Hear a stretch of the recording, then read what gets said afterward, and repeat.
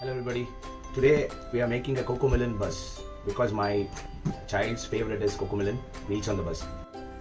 So guys, what do we need to make a Cocomelon bus? One is the cardboard cut into a rectangle shape.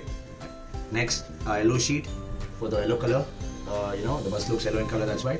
Black sheet for the tires and the windows, and a scale and a pencil to give the shape of the bus, to draw the bus on the cardboard.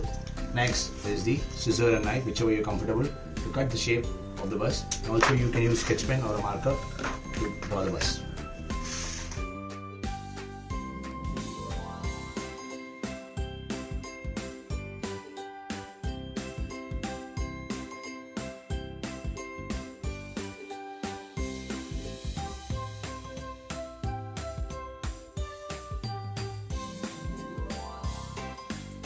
Guys, now whatever required in the black I've already cut. I have 2 tires, I have windows, 4 windows, and also the black straps in the between. Okay, the next is taking the yellow sheet and putting all over the bus, and next taking on the the cut parts, the black cut parts. That's it, the bus is ready.